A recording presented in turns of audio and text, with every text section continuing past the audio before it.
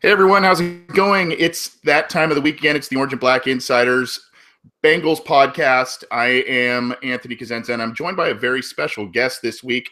My co-host is Rebecca Toback, the site manager for Cincy Jungle. And some of you may or may not know that Rebecca actually was one of the major brainchildren behind this show.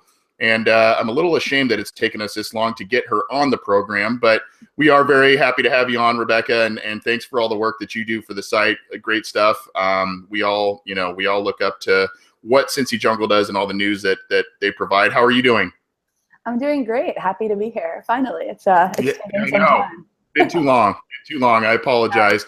And in case you're wondering, this show now is spanning the entire country here. Literally, this airing, because Rebecca's in New York and I'm in Southern California, so we are stretching across the country here, bringing you this show. But thanks so much for joining us this week, Rebecca, and we hope to make it more of a regular thing. And before we kind of get into some of the topics this week, we'll talk about OTA, some concerns that we have about the team.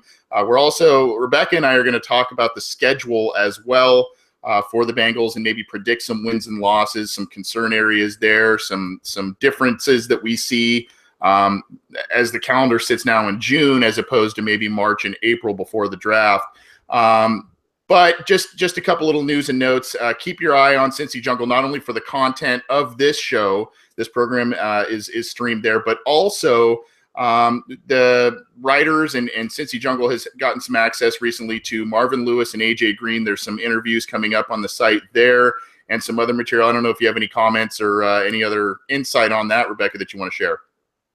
Yeah, we're going to be heading out to AJ Green's football camp this week, and also we're at Marvin Lewis's earlier in the week. So if you actually have any questions that you want to have us ask AJ, we can probably do that, and you can leave those in the comments here as well.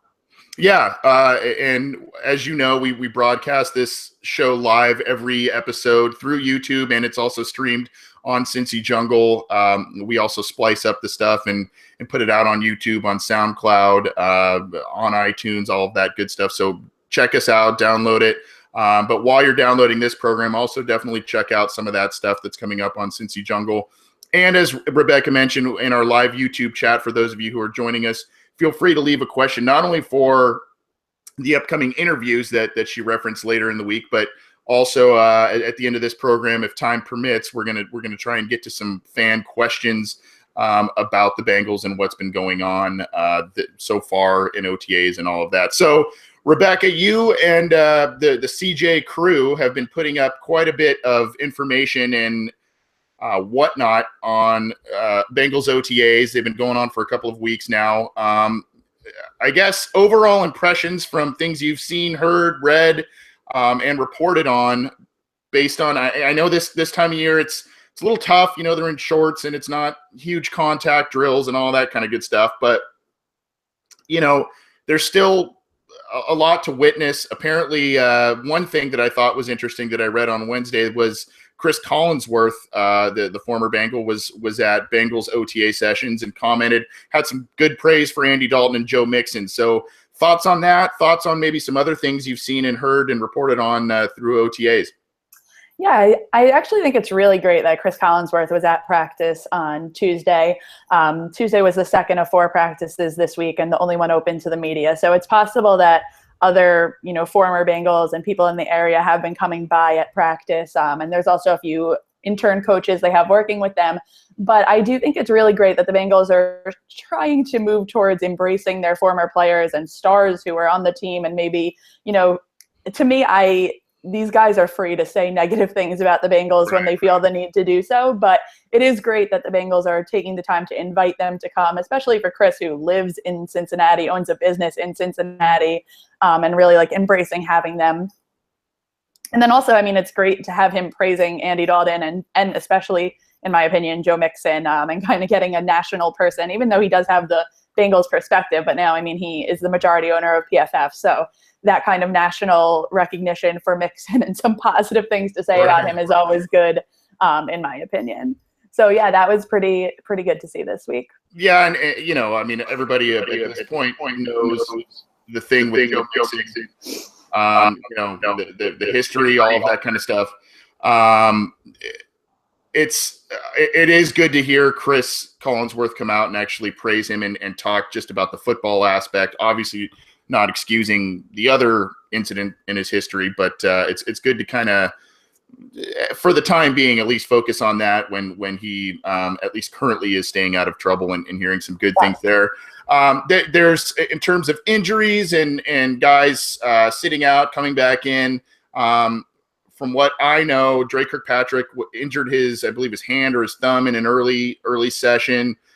He and Andre Smith, who I think was out with an illness, came back this week to participate. So that's good news, but there still are some guys sidelined, including Tyler Eifert, and some other guys that are, kind of recovering, rehabbing, that sort of thing. Any concerns or any additional updates you have on those situations?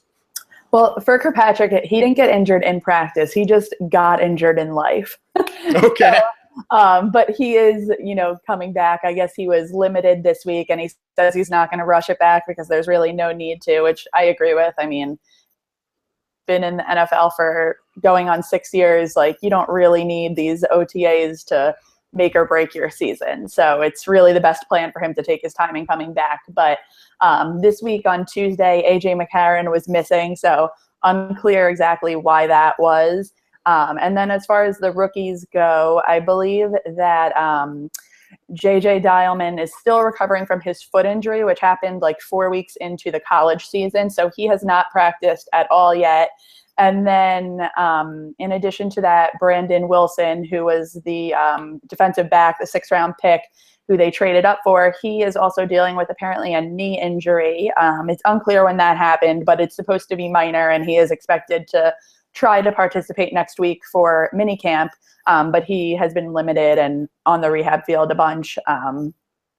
Those are, the main concerns. There are some other guys. I think Josh Malone didn't have a helmet on Tuesday, so unclear what his injury is. At this time of the year, the Bengals don't really need to share what anyone's injuries are, so It only really comes out if the player himself tells the media what happened to him, which for most of the rookies doesn't happen. Yeah, and as long as you're not hearing reports of the cart was brought out on the field or something of that nature, it's kind of a little bit of a sigh of relief. And obviously, as you get into mini camps, training camps, that sort of thing, that's when you get a clearer look at some things. The 5th round, you mentioned Dialman. He just signed his rookie contract with the Bengals, so he's officially inked up, and joining a number of other Bengals rookies that have done so as well.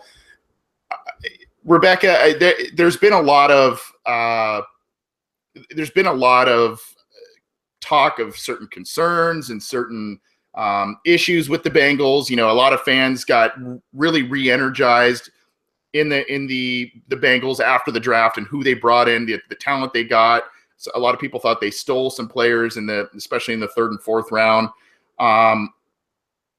Still, there's a lot of different concerns that make people wonder if this team can get back to the playoffs. So it's kind of a broad scoped question I'm going to ask you, but if you were to say at this moment in time what your biggest concern is with the team as we finally start seeing some guys, running some drills and on the field, we see the new faces in uniform, that sort of thing. Whether it's an on the field thing, a position, coaching, off-field concerns, what's your one major concern about this team in their quest to getting back to the playoffs after not making it last year for the first time in 5 years? Yeah, so I feel like no one wants to hear this, and I know that from the comments on Cincy Jungle that no one wants to hear this, but I feel like the number one concern is obviously the offensive line. There's just so much uncertainty there, and maybe they will come out and surprise us and be great, and, I feel like the Bengals season really hinges on that. So I know today ESPN had an article where an NFL executive anonymously said, like, the Bengals could have the scariest offense in the NFL, or their offensive line could prohibit that from happening, and it could be a nightmare. So I feel like that really is the reality. Like, it really all is up to if Jake Fisher and Cedric Ogbuehi can play well. Like, can they be starting caliber offensive tackles, or are they going to be what we saw last year, which is far from what any NFL team should be putting out there as starters? I don't think fans want to hear this, and everyone knows it, but that's really what the number one concern is. I feel like every other position there's pretty good depth. There's no other, where it's like there's so much ability to either just make or break the team as there is there. Yeah, I mean it's the obvious and probably the most accurate place to point to. If the Bengals end up swinging on missing on just one of those two tackles, Fisher and Abwehi, and one of them ends up being a pretty good player, the other is a failure, whoever that may be. I mean, I guess the offensive line, if they get good production out of at least one of those guys, I think things will be okay. Yeah. But again, you've got Andre Smith moving to guard. That's a kind of a new position for him. He's never played a snap there in the NFL. There's concerns with Russell Bodine after he's had some struggles early in his career, and now you've got two new pieces replacing two, even though one was a guard, you've got two new guys on the line that replacing two basically Pro Bowl type of players in Kevin Zeitler and Andrew Whitworth. So that there's a lot of reason to be concerned there. I think a lot of people would say that this season, in terms of on-field stuff, this season probably hinges on the performance of that unit, and that's kind of what you alluded to. They got to get the run game going and have some consistency there, and they got to protect Andy Dalton. To that point, there's been some stuff put out by Pro Football Focus. I guess Andy Dalton on quick post routes is the highest rated quarterback, at least last year, outdueling Tom Brady and all of that. They put some stats out like that. And some people, since we're in the NBA Finals, some people may look at all the fun weapons the Bengals have on offense now and kind of see a little bit of a Golden State Warriors type of thing where there's weapons everywhere, but it's that core unit up front that really needs to play well. And I tend to agree with you in terms of my biggest concern, but I'm going to go just to be a little different. I'm gonna go with coaching, and I'm going to go with Marvin Lewis. And there's a number of reasons that I think I'm concerned about that. Is Marvin Lewis has been a good coach, not a great one in my opinion. And I think his record speaks to that. His regular season success relative to his lack of postseason success speaks to that. And now he's in a contract year. They seem to, even though they kind of had a year last year where they lost a lot of guys and were bringing in new faces. They brought in a bunch of new faces again this year. There seems to be a lot of improvements made, even though they are young and unproven guys. On offense, there's probably an upgrade at middle linebacker with Kevin Minter, even if it's a marginal one over Ray Maualuga. So they seem to have a lot of good players on this team.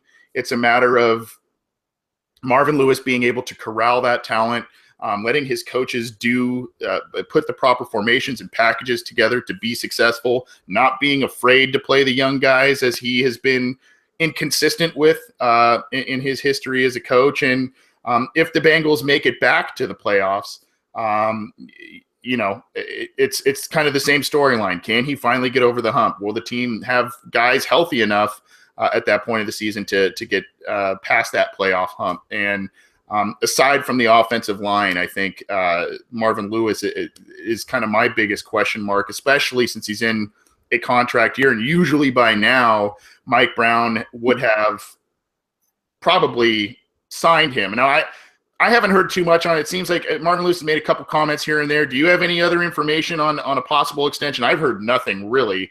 And it seems as if Lewis is going to play this season out, right?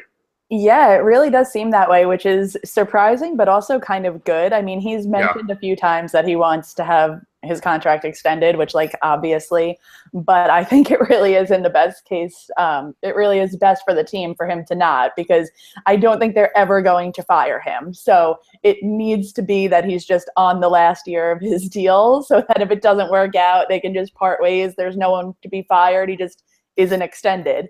So that does seem to be, to me, the way it's going to play out. And I actually saw on ESPN today, they were showing a recap of the whole AFC North and did mention no extension expected for Marvin Lewis. So I think that still is what we're expecting. And, it's June. Usually it's the April to May period where he gets the annual extension. Yep. So we're kind of past that now.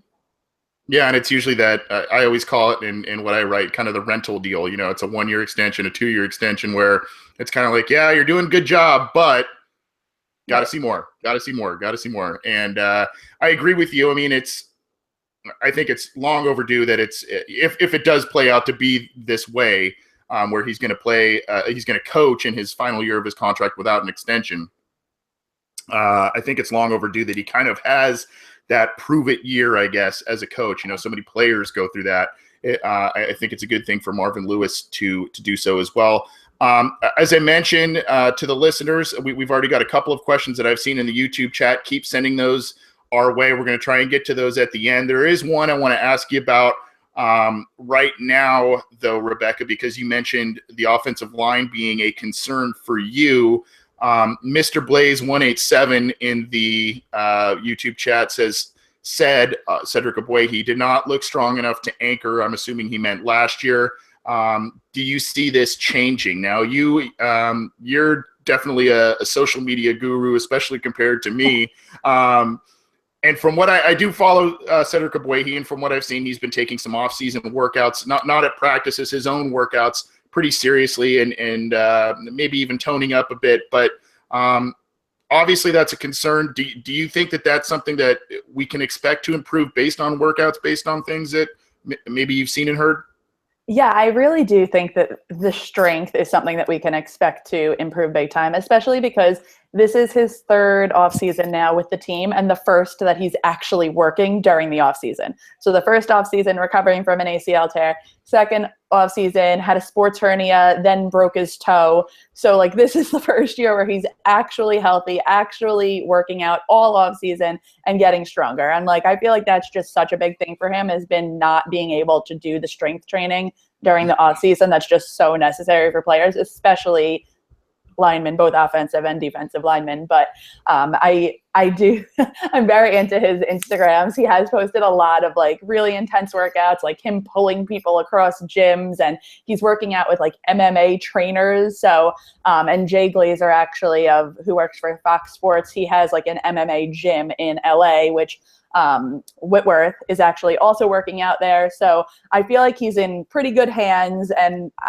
this week, I forget who it was. It either was Zampese or Paul Alexander said something to the effect of, I'm not noticing him in practice, which is better than it sounds, because especially for offensive linemen, like you notice when they mess up, you don't really notice when they don't mess up. It's kind of better to not know offensive linemen's names.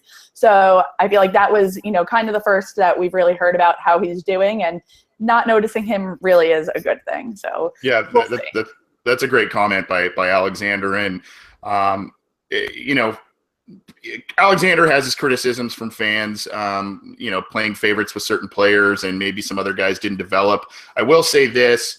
I do have a friend of mine who is a college level offensive coordinator for a football program. And he goes annually, I guess Paul Alexander puts on some sort of symposium, speaking kind of coaching symposium. And I saw this guy recently for the first time in a while, and we were talking football and all that stuff. And he said that Paul Alexander is one of the most well-respected coaches in the nation, especially for young up-and-coming coaches. This guy's goal is to, kind of maybe be a head coach at a smaller D1 school at some point. And he did note that the respect level is very high for Paul Alexander and what he does. So, we can hate on Alexander. Fans can hate on Alexander a lot. And some of the criticisms are, valid, I guess. But I mean, the national perception is that he's a great coach, and hopefully he proves that with Ogbuehi and Fisher and their development this year. As they hopefully anchor the line. But thanks for the question there. We're going to try and get to more later on. You can, as I mentioned, you can join us every week live in the YouTube chat. We throw out those links on Twitter, and when we're live, we throw those out. I think I just did again. So join us there. The stream is also on Cincy Jungle. You can leave a comment or question in the comment thread there. All of our content is on both of those platforms. We're also on SoundCloud. We're on iTunes. You can get in touch with us on Twitter at Bengals OBI. Rebecca, where can they follow you? I'm at Rebecca _Toback. Oh, okay. So follow her and check out all the Bengals news that she and Cincy Jungle put out as well. And there is a lot of it, so keep it glued there. And please download our content. We'd love to hear back from you. Let's transition here, Rebecca, and let's talk about the schedule. Last year, when it came to the schedule, I looked at it, and I think when you compare last year's schedule to this one, last year's was a bit more difficult in terms of strength of schedule and all of that. That concerned me. Obviously, losing Marvin Jones, Mohamed Sanu, and some other guys concerned me as well. I still kind of had the team as maybe a 9-7 wild card type of team in 2016. Obviously, they went 6-9-1 and experienced a lot of injuries and some poor performances. All of that good stuff that we all shook our heads at throughout the year. But this year's schedule seems a little easier now. I did for Cincy Jungle. I did an early season once the schedule came out. Kind of did a prediction and went through the games and kind of did a little summary. And I believe what I put was, and I think mostly it was because they didn't do much in free agency in terms of additions or really even retaining some of their big guys. And so I think I had them at about an 8-9 win window again, with the increase in wins from last year being, maybe guys stay a bit healthier. Their stars stay healthier this year. Brandon LaFell is more comfortable in the offense, and obviously the draft at that point was coming up. Maybe they add some tools there. Before the draft, Rebecca, as you went through the schedule, what did you see in terms of wins and losses before the Bengals added those 11 guys in the draft? I mean, I feel like I'm like the resident optimist here. I mean, Connor actually also very much fills that role, maybe even more so than I do. But I was pretty optimistic about, like, if you just take a look at the teams that they're playing against, I mean, the Ravens, I feel like, we can always get one, if not two.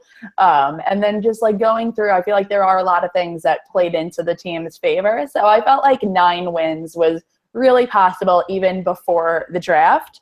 And maybe that was like being a little too optimistic pre-draft, but now I feel like that has been somewhat solidified, if not extended. Okay.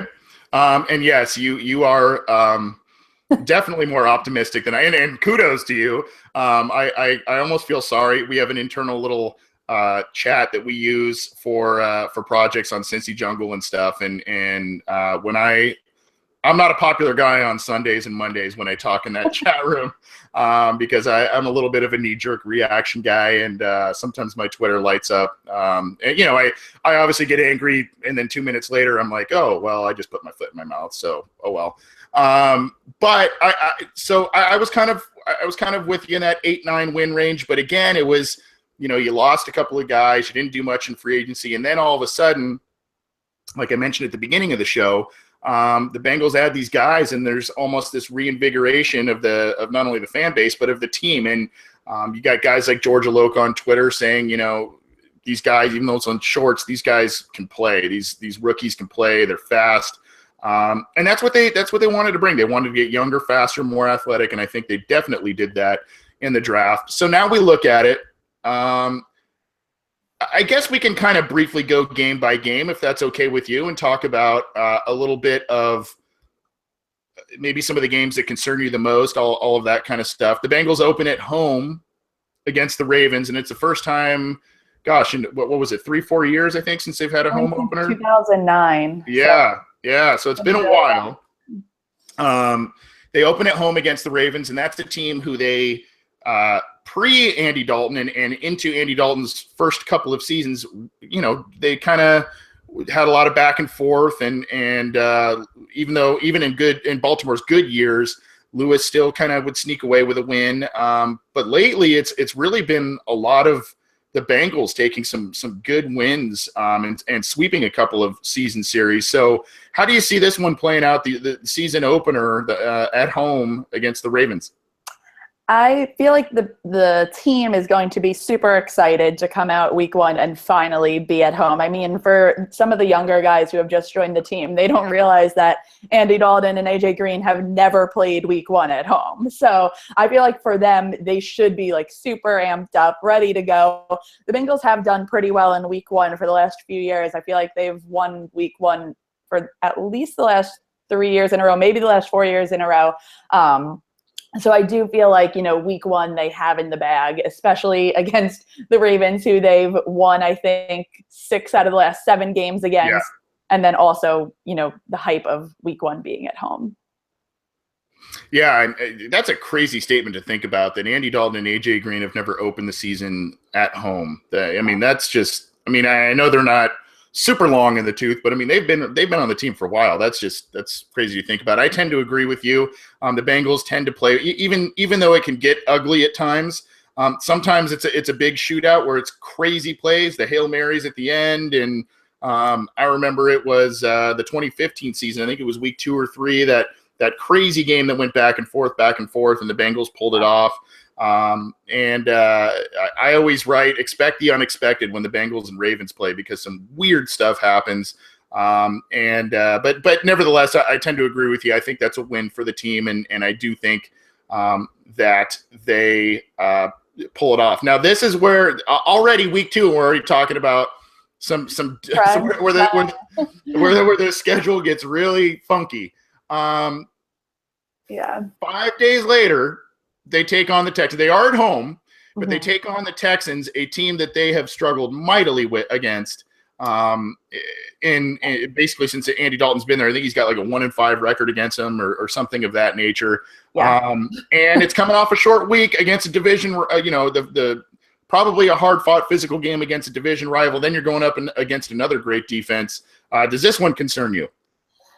There are definite reasons to be concerned, but I feel like the beginning of the season is going to be the best time to play the Texans this year, because their quarterback situation is so uncertain. They're going to be starting out with a new quarterback. How is he going to do? Is the rookie going to play? So I feel like if there's a time to play the Texans, it's maybe, the beginning of the season coming off a short week.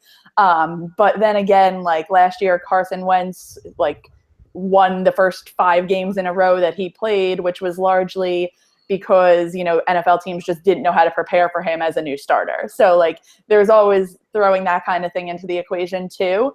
And the Bengals really have not done well against the Texans at all during Andy Dalton's time in Cincinnati.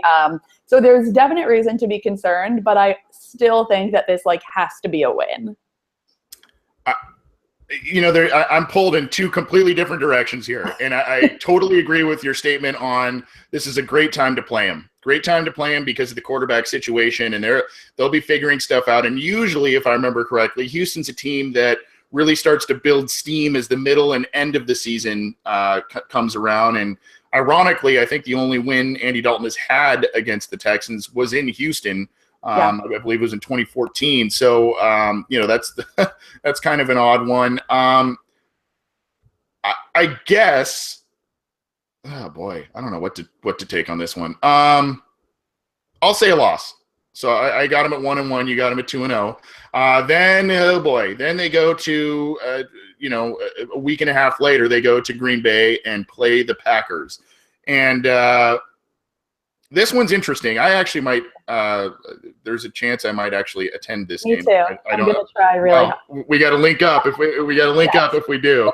That's my birthday, by the way, the 24th. Oh, nice. So yeah. So anyway, very interesting game, iconic field. The Bengals have actually done relatively well against Aaron Rodgers when he's been the quarterback. I believe they got a win against him in I think it was 2009, and then again in 2014. Yeah. And that one was a wacky one at Paul Brown Stadium. So this one is in Green Bay. Now Green Bay is very similar to the Bengals in the fact that they don't really do a ton in free agency. They build through the draft. Some people haven't really dug totally what they've done this offseason, but again, Aaron Rodgers, home field. I don't know. I don't know what to make of it. I think one of the only major things that I can think of that the Bengals have in their corner here, not only their history against Aaron Rodgers and beating him, but the fact that they've got that kind of mini bye off of the Thursday night game. What do you think of this one? I am going to say that this is a loss, but I do think that playing in Green Bay in September is ideal if you're going to play in Green Bay. Less cold than it could be, which is why I'm interested in going. And also, someone asked in the comments earlier what the best road games are going to be this year. And even though I'm going to say that I predict this to be a loss, I do think that this is going to be the best road game because I've heard amazing things about going to games in Green Bay. I've heard like the fans are the most welcoming fans in the NFL, and that is just an amazing atmosphere. I really want to be there. And I mean, we can hope for a win, but I am going to say that this is going to be a loss as of now. Yeah, I'm not saying, blowout or anything of that nature. Maybe this is a last minute field goal, but I do see it being a hard fought game, but and one that the Bengals could potentially win. But I don't know. That's just a tough call. You got to hope for a lot of things to fall your way and play. The Bengals will need to play pretty impeccable football in order to come out of there with a win. Not saying they can't, but the likelihood is probably favoring the Packers in that one. I get the feeling we'll probably agree at the next one. They're at Cleveland. Cleveland has either shown to be very scrappy against the Bengals or complete doormats. More so the latter in recent years, but I chalk this one up as them getting kind of right back on track and a good follow-up game to a very tough one against Green Bay. What do you think? Yes, I'm going to agree. I think that the Browns have a chance to be better this year, and they have to be better this year than they were last year. But I think that it's going to take some time. So I think that, again, playing them earlier in the year is going to be less difficult than playing them later in the year. Yeah. So you got them at 3-1, and I have them at 2-2 so far. Week later, they are home with the Bills, a team that every time I see that team on the Bengals schedule, I don't know about you, I'm just like, that team just bugs me because the Bengals either play really well, but somehow find a way to lose, or it's just one of those low scoring games. It's like 16-13 or, it's just one of those frustrating games that seems to, and they always seem to play them, even though they're not in the same division, which is weird. But what do you think about this one? But Buffalo goes to Paul Brown Stadium, October 8th, week 5.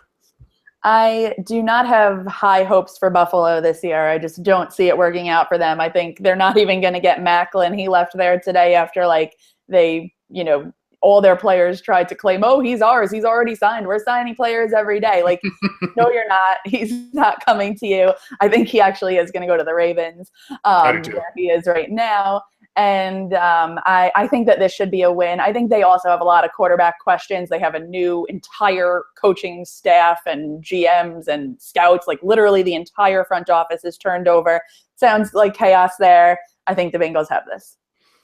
I tend to agree. I don't think it'll be the most fun game to watch is kind of what I was talking about earlier. I don't know. Every time they play the Bills, I just get frustrated with that game for some reason. But it's at home. The Bills have lost a couple of guys, as you have mentioned. They have added players, but in the midst of transition and all of that. So I think the Bengals get that there. You have them at 4-1. I have them at 3-2. And I hope I don't butcher this name in the YouTube chat.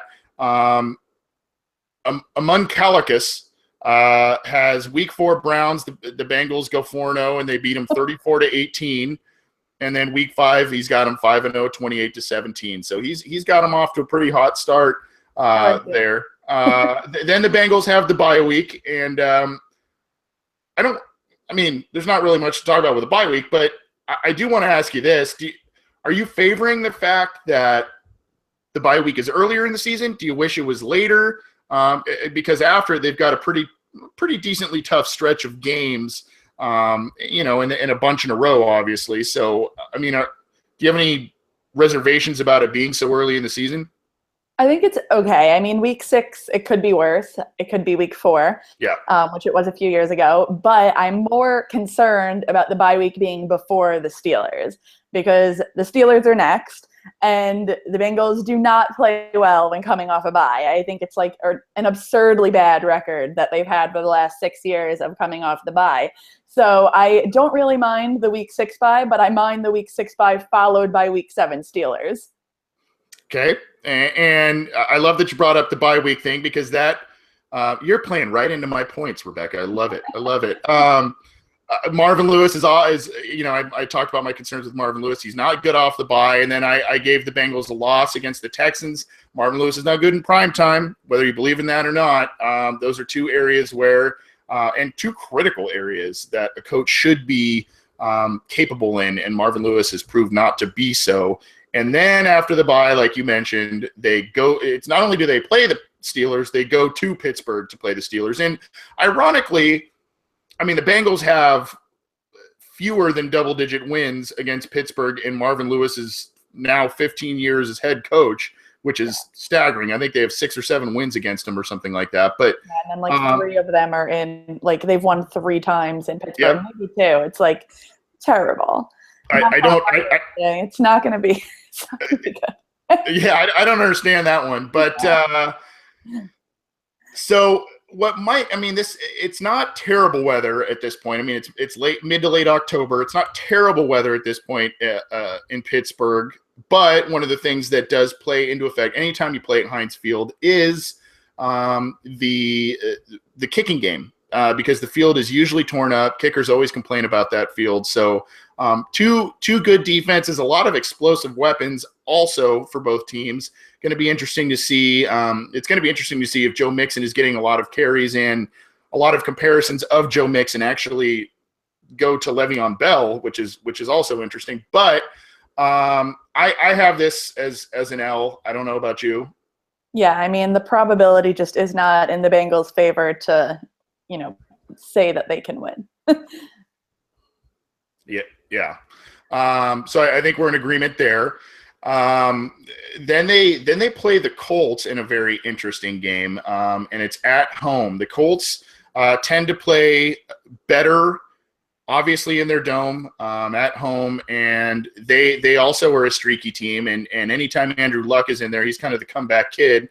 He's got a lot of comeback wins in his career. The Bengals, whether it was Peyton Manning or Andrew Luck, have not really had great luck, I guess, for lack of better words, against the Colts. So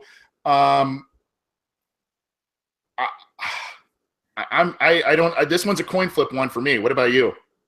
I do see this as a win. I feel like, the Colts are trying. Last season was not a good one for them. They're trying to get back to where they should be with Andrew Luck as their quarterback. But I think that at home, the Bengals can win this, and they're probably going to be in a bit of must-win mode, even though it's super early to say that. But after coming off the Steelers, if that's a loss, I feel like they're really going to be pumped up to win, and I do feel like that's a winnable game for them.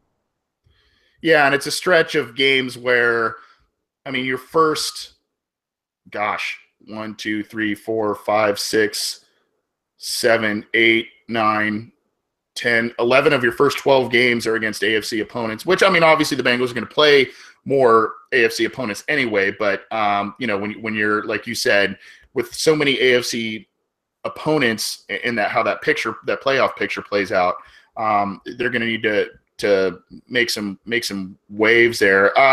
I'll give them a win here. I'm not totally definitive on that, but I think home field, they'll probably play a little angry after the Steelers game and may take it out on Indianapolis. So you have them at 4-2. Is it 5-2? Yeah, 5-2. 5-2, and I think I have them at 4-3. Yeah. Next one at Jacksonville. This team's kind of a mess. I tend to think this one's, even though it's in Jacksonville, I tend to think it should be a game that the Bengals walk away with probably a double-digit point win. What do you think?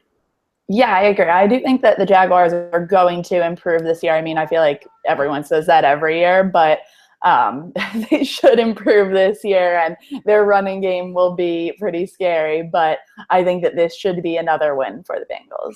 It really needs to be. Yeah, I agree. As one of the easier games. This one scares me a little bit. This next one. They play the Titans in Tennessee, so they're back to back playing AFC South teams on their home turf, and the Titans, I believe, went 9-7 last year and were pushing for the playoffs. They showed some good strides. Marcus Mariota played very good football. Yeah. Bengals tend to struggle a little bit with those mobile quarterbacks, guys who run the read option, guys who can move around a little bit, who can ad-lib and throw the ball downfield, which Mariota and the Titans can do. They've got the two-headed running attack of Derrick Henry and DeMarco Murray. I think this might be a loss for them. I don't know what your thoughts are. Yeah, I agree completely. I think that the Titans are going to be very good this year. I think that this is definitely going to be a tough game. And this is also another game that I am interested in going to. I think that Tennessee, really? Yeah, I think that it would be really fun to go, but not so much if it's a loss. But I am interested in going to this one too. But I don't have too high of hopes for their outcome. Man, nothing would be worse than going to two Bengals games on the road and they lose both. Oh my gosh. Yeah, that's going to be a tough one. I think that's going to be a tough one. And if you do go to that game, I hear Nashville is a very fun city, so have some fun if you do go there. And then this is kind of even though the Jaguars are maybe a weaker team, Titans, could very well be a playoff team or could regress a little bit. And then they play the Broncos. There's 3 road games in a row right there, which is very tough. This one's a little later in the day. It's not a primetime game. It might be on kind of quote unquote national TV, but they're at Denver, a team that they haven't always played great against, but they have won some big games against Denver in the past. Denver has a lot of talent at a lot of different spots, but they are another team that is still trying to figure out quarterback. If Trevor Siemian's the guy, Trevor Siemian tore the Bengals up last year, but in a game I was at, yay. But he really struggled down the stretch, and he didn't put up a ton of stats. That was obviously his biggest game of the season, and I don't think Denver even really knows what to make of their quarterback position at this point. I mean, I think they're probably committed to him at the moment, but who knows if they will be when Week 11 rolls around. I actually think they might take this one. What about you? Yeah, I am with you, especially with a first-year head coach, even though that head coach is Vance Joseph, who was with the Bengals just 2 years ago as their secondary coach. So he obviously knows the team very well. But the Bengals are actually at a point now where they're playing their former coaches so often that they are getting used to how to deal with that. So I know last year they ended up having to change some hand signals because they were playing Hugh Jackson and then who was the other one that and Jay Gruden in back-to-back weeks. And so this year we're going to get there, but they're also playing the Vikings. So that's going to be another 2 former coaches who they're going to have to figure out how to maneuver around and not, have it so obvious what they're doing. But I do see this as a win. That's a great point. And I think a lot of people, especially last season when the Bengals struggled, a lot of people were fans were at least talking about Vance Joseph as being a guy, maybe we should bring him back as a possible head coach replacement, all of that. Obviously he's been a hot name for the past couple of years. He was a secondary coach with the Bengals, went to defensive coordinator with Miami, and then got promoted to head coach of Denver. And a lot of people think that's a good hire. I just think they still just might have some offensive growing pains just because of the quarterback position. Then the Bengals host the Browns. I think this is a win, but I'm gonna say this. I do think the Browns are heading in the right direction. I think they still need to figure out, obviously, the quarterback position. Maybe we'll see Deshaun Kaiser at this point. At this point in the season, if they're still trying to figure things out. But and they're losing a lot of games. But I do like the talent they've amassed, and I've said to people that I don't think this year will be a great one. They may be a 5-6 win team or something like that, but I think they'll be really scrappy in 2018, especially if they start figuring out the quarterback position. I still think the Bengals sweep the Browns, but we've thought that the Bengals would beat certain teams before, and they've kind of laid an egg. Do you see them sweeping this series this year again? I do, but like I said before, I think the time to play them easy is going to be the beginning of the year. So I do expect that this game, even though this one is the one at home, is going to be the much tougher and more competitive contest, which actually kind of would be refreshing to see at this point. I mean, it's like I almost wonder, like, should we be rooting for them to have like some semblance of success just to make it more competitive? So I mean, no, but like I would enjoy it, being a real game instead of just like a blowout, which it has often been. So I do think they're going to win, but I think it'll be more fun to watch than some of the last few Bengals-Browns games. Yeah, never forget that 2014 game when the Browns were really scrappy that year, and they came in and just really took it to the Bengals. Obviously, the Bengals were banged up at that point, but it was on Thursday Night Football, and that was a miserable game to watch. The one thing that's a little scary about that game is it's sandwiched not only between 3 away games, but it's also on the other side is a home game on primetime television against the Steelers. So, you'd like to think that the Bengals don't overlook the Browns, especially if they're struggling at that point, but kind of a little bit more tricky than people are giving them credit for. So I have them at this point, I believe, at 7-4, I believe I counted. So that puts you at 8-3, correct? Yes, I believe that's right. Okay, so this one sounds like we're due for another loss. This one is Bengals host the Steelers on Monday Night Football on ESPN. Could say a lot about the division. Could say a lot about the overall AFC playoff picture, especially if these hopes we have for the Bengals are truly coming to fruition this year. I want with all of my heart to say win here. I do. And I think one of the last times the Bengals hosted the Steelers on Monday Night Football, the Bengals won. Yeah. But yeah. Yeah, I think it was 2014 maybe. Obviously other primetime games, they've absolutely imploded. But I want with all my heart to say win here. I don't know if I see it. What's your gut telling me here, Rebecca? Yeah, I so desperately would love to say that I see this as a win, and I really hope that I'm proven wrong. I mean, I hope I'm proven wrong on every loss, but especially losses to the Steelers. But I just don't feel like we can really say that the Bengals can beat the Steelers as of now, especially in prime time. I mean, maybe, like, who knows if Ben Roethlisberger can make it through the whole season. Like, he's been injured essentially every year for the last 3 years. So you never know if that happens. But as of today, with everyone healthy, I am going to say this is a loss. Captain Milken injury, right? That guy. Oh, my gosh. I'm seeing, a lot of predictions for previous games. I'm really curious to see what the listeners think about this one. Yeah, it's definitely possible. It's definitely possible. I mean, the Steelers aren't unbeatable, but I think this is December is usually Pittsburgh's time, and especially if they are relatively healthy and are in the playoff picture.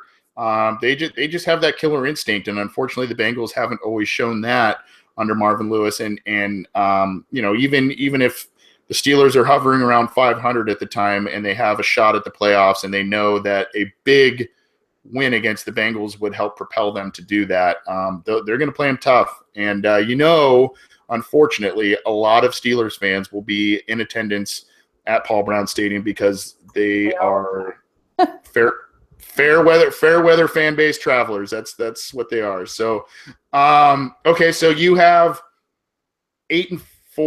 Was it 8-4? And I have 7-5, I think, after that one. Yeah. Then it could be Mitchell Trubisky time. The Bengals host the Bears. I think they absolutely throttle Chicago. I think Chicago is kind of a mess. Maybe a little better than they were last year, but still not a good team in my opinion. I think this should be a win. What about you? I am in total agreement. This has to be a win.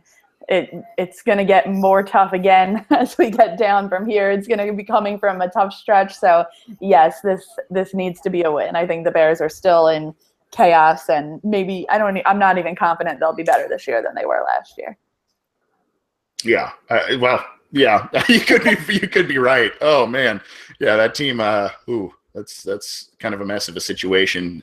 As you mentioned earlier, very interesting one in week 15, the Minnesota Vikings host the Bengals, and Mike Zimmer hosts his old buddy, Marvin Lewis. I think they faced off in preseason last year.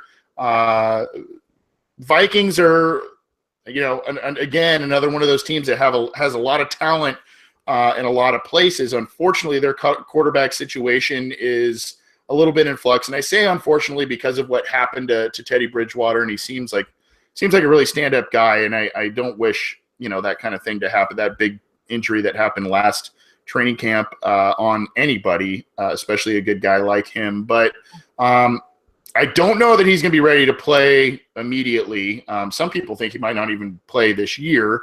So it's going to be interesting to see if it's him or Sam Bradford under center. This should be a brawl. Another coin flip one for me. What about you?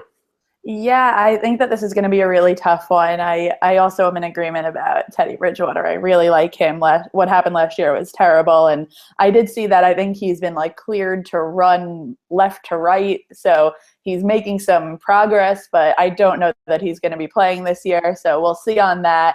And if he's not, then Sam Bradford kind of fell apart in the end of last year after they started the season 8-0. But I do think that the Vikings are going to be very good this year, and this game will be very tough. I think I'm going to say that this is a loss. Okay. I'll take a win on this one, believe it or not. And I guess I'm seeing Sam Bradford kind of do the dink and dunk thing, and the Bengals players that they have in the secondary, in the middle of the defense, really taking advantage, maybe jumping routes, that sort of thing. They added, I believe they added Latavius Murray, the running back of Oakland, who that's going to be kind of interesting to see how that transition takes place from Adrian Peterson. But I don't know. I see that dink and dunk offense not really working well against that aggressive Bengals defense. I think they'll make some plays, and at this point, as we talked about earlier in the show, at this point we'll probably also get the Bengals offensive line. We'll get a good picture as to how they are at this point in the season and how they're doing, how those young guys are doing, because the Vikings can get after the passer, as can the Steelers and other teams on the schedule. But at this point, we should have a pretty good grasp on how that offensive line is looking. Another interesting one, the Bengals host the Lions, a team. Did they make the playoffs last year or just miss? Yeah. They made it and then lost in the first round. That's right. First round, yeah. Again, a team with a lot of talent and familiar face, Marvin Jones, a fan favorite, is now with Detroit. I tend to think the Lions can't really seem to keep, in terms of season to season, can't seem to keep any semblance of consistency, and that's really ironic coming from a guy who talks about the Bengals. But I just, I don't see them being a team that, consistently is in the playoff picture 3-4 years straight. I think they might go maybe 8-8-ish. So I think the Bengals might take this one, especially because it's at home. What about you? Yeah, I agree. I think that the Lions are definitely going to regress from last year. I don't see them staying as consistent as they were last year, but we will see. And I think that this should be a win. Okay. And then the Bengals close out the season at Baltimore, as seems to be almost a yearly tradition, not necessarily in Baltimore, but they seem to play the Ravens, end the season with the Ravens almost every single year. It's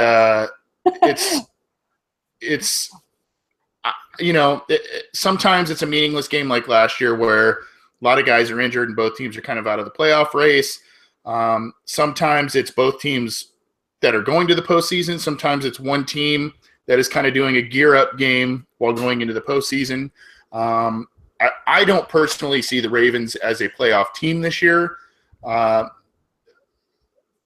I guess given our records, I guess I see the Bengals looking as such, but I still think this is a loss, whether it's the Bengals resting guys or whether it's, Baltimore kind of just taking a home game away from the Bengals and another win from the Bengals. What do you think? Well, two things. One is that if you just saw my face, it was because I was turning my head to the NBA Finals, where I think LeBron James just got a concussion and was down on the floor for like a very long time. So that was breaking news on the Orange and Black Insider. I love it. Yeah. I saw your face. I was like, do I got something on me? Breaking news. LeBron James has potentially an injury in the NBA Finals in Game 3. So that was that. And then back to the actual, podcast here. I think that this is going to be a win because I really think that this could be the Bengals' make or break into the playoffs game. So I don't know what I have them at this point, but I assume that I'm pretty close to either like making the playoffs or not based on the outcome of this game. And I think that that's like what a lot of predictions have going right now is that the season really could come down to who wins this game, and maybe the person who wins it is in and the person who loses it is out. So I think that same thing, like playing well against the Ravens is necessary, but the Bengals have closed at home for like the last 6 seasons in a row for all those years that they opened on the road. So it'll be a change of scenery for them in the final week of the season. So I believe, you had a win for this one, correct? Yes, I'm giving them a win. Okay, so I think if I'm counting correctly, I think you had them at 11-5. You had Ravens win, Texans win, Browns win, Bills win, Colts win, Jaguars win, Broncos win, Browns win, Bears win, Vikings you had loss. Lions win. So 11-5, yeah. Yeah, 11-5, and I think I had them at 10-6. Yeah. So yeah, I mean, when we look at what you and I said at the beginning of this segment, we had them maybe around that 9-win range, and now we're looking at, based on a relooking at the schedule, we're looking at probably a 1 to 2 game positive difference for the Bengals because of the additions. Does that sound pretty fair to you?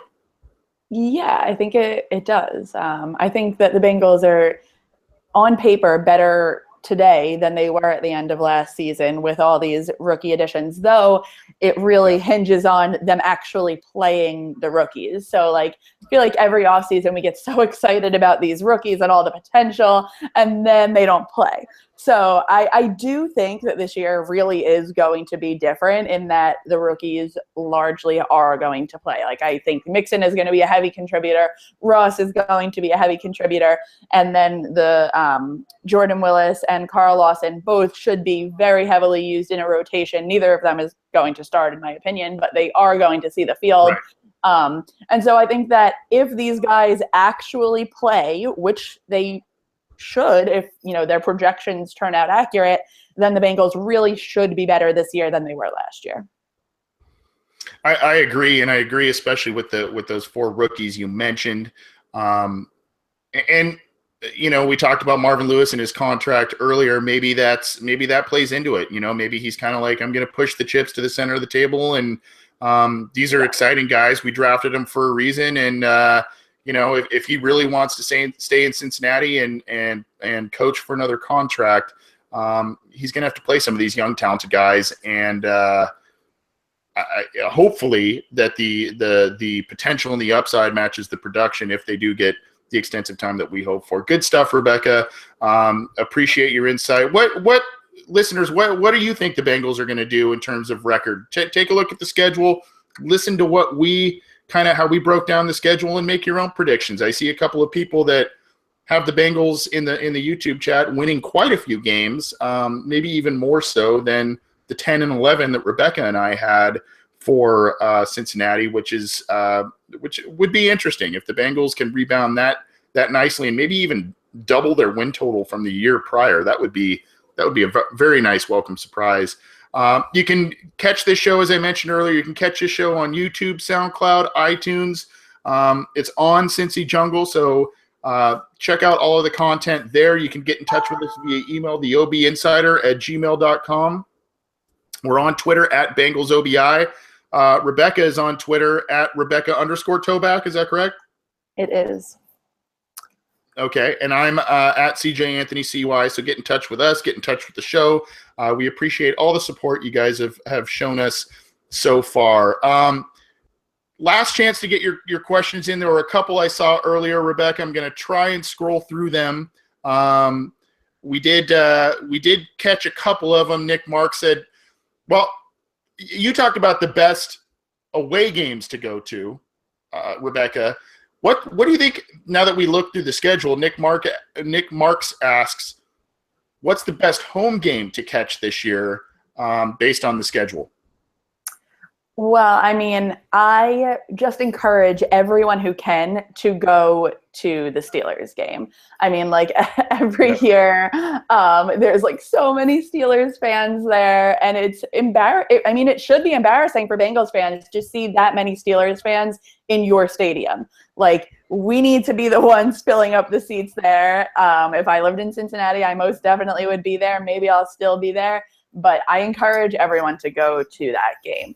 But otherwise, as far as like maybe the best actual game to go to, I feel like actually a lot of the good games are the ones on the road, like the Vikings and Titans and Packers. Maybe the Steelers game really is the best one to go to. Yeah. I think in terms of atmosphere and energy, that Monday night game, like you mentioned, against the Steelers, there's nothing like it. Unfortunately, there's going to be jerks in the stands for both from both fan bases. There's a lot of contention between the fan bases. So if you do go, don't be a jerk.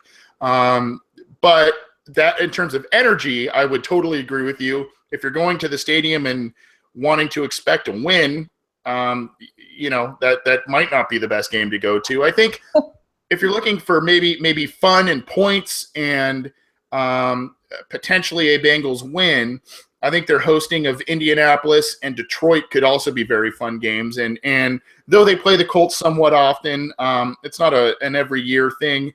They play them every preseason because they're so close in proximity. But they do play Detroit often in the preseason as well because of their proximity. But they don't get to – the Lions don't come to PBS that often. So those might be some fun games with a lot of offensive explosion in those games. That might be some good ones as well. Good question from Nick.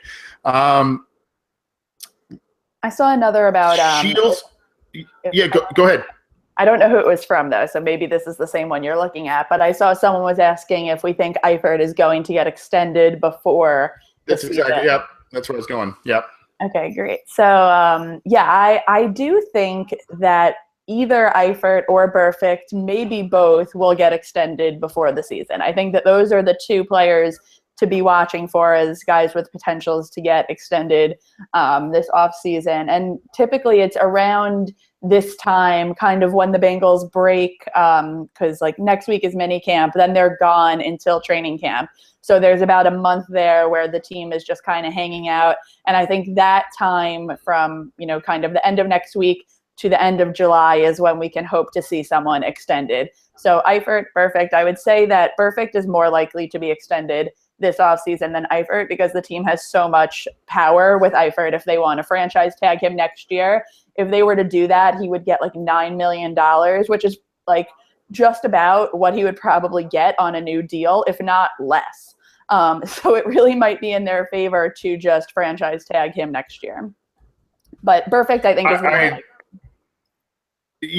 I'm glad that was one I really wanted to ask you about to get your insight on, because I think that's a really interesting question, because Marvin Lewis loves, he's got his favorite players. He's got certain guys he really respects. And still, one of the things he gets down on players about is their lack of availability. Now, injuries happen, especially severe ones. You can't help it. And obviously he doesn't berate anybody for having it. But when they're kind of nicked up and they miss some extra time, he airs some dirty laundry in that respect. But I mean, you look at Eifert's career, missed a game in his rookie year, and he was taking a backseat to Jermaine Gresham that year. 2014 missed basically essentially 16 games with that elbow injury that he had. 2015, when he had his real breakout year, 13 touchdowns, he still missed 3 games because of an injury. Going back, I said 2014. Going back, he missed essentially 16 games. It's actually essentially 17 games because he didn't play in the playoffs that year. And then last year he missed another 8. So, I mean, he's missing almost as much time as he is seeing the field. So, I think the Bengals want to extend him. Yeah. But I think they're going to need to get really creative with the contract. It's going to have to be incentive-based, workout bonuses, playing time, all that kind of stuff, because when he's on the field, he's a monster. Yeah. It's just a matter of the fact that he's not on the field, and he's not on the field that often. I mean, when he's out there, especially the last couple of seasons, he's almost essentially, you look at 2015 and 2016, he has 18 touchdowns in 21 games played. Right. I mean, he's almost a touchdown a game type of guy. So, and then you throw him in now with Ross and Green and Boyd and Mixon, and I mean, if they have all of those weapons, they're a great offense, and he's definitely a big part of that. I think they want to extend him. I think they might. Like you said, these summer months are usually when they start doing these things, especially in these guys in their last year, their deals and that sort of thing. That's usually when they get these types of things done. And he might be one of those guys. I think it's going to have to be a creative type of contract for him if they're going to extend him. I appreciate the questions tonight, guys. We're going to get out of here. We're a little short on time. Rebecca, what we've done, my co-hosts, Connor Howe and Scott Schulze, who also contribute to Cincy Jungle and other various areas, what we've kind of talked about the last couple of weeks is maybe and this is totally non-Bengals related, so you can take off your Bengals cap for a minute, a TV show and a movie that you want to recommend to the listeners, either one that's an old one that you rewatched and hey, this is a great movie, or an old TV show you binge watched, a new one, maybe one that hasn't been heard of. I've been recommending the last couple of weeks. I've been recommending a very weird show, the new reboot of Twin Peaks on Showtime, and I saw Waldo in the chat room said it was a good recommendation, so I'm glad you like it. Definitely a quirky and weird show. What can you recommend to some of our listeners in terms of a show that they need to start watching, rewatching, and a movie that they maybe need to go see? Well, I'm laughing because I'm literally the worst person to ask that to, which, I mean, you can maybe imagine because I literally work 24/7, but I do not watch any movies, and I watch very terrible girl television. So this is when I'm not watching sports, which is essentially what I'm watching 90% of the time. I'm watching horrible reality TV that I really don't even want to tell you about. I don't think you should take any of my recommendations when it comes to television or movies. Well, that's okay. Sometimes trash TV, and sometimes the guilty pleasures. My wife has started to watch a couple of shows where I'm like, oh, why are you watching that? And then all of a sudden, I'll be doing stuff around the house or go run some errands, go to the gym, whatever, come back, and she might still be watching them with the little one, and I'm like, why are you still watching this? And I kind of sit down and hang with them. And I catch myself watching like 3 episodes in a row, and I'm like, what am I doing? So there's nothing wrong with it. The guilty pleasures in life are sometimes the best ones. So check out some reality TV stuff per Rebecca Toback, listeners. Yes, I will say the one acceptable reality TV show, and it's bordering unacceptable. But on Bravo Below Deck, and they're in Croatia right now, so it's pretty cool to see them. They like live on a yacht, and they cater to like billionaires on the yacht, and it's very entertaining. And that'd be kind of cool.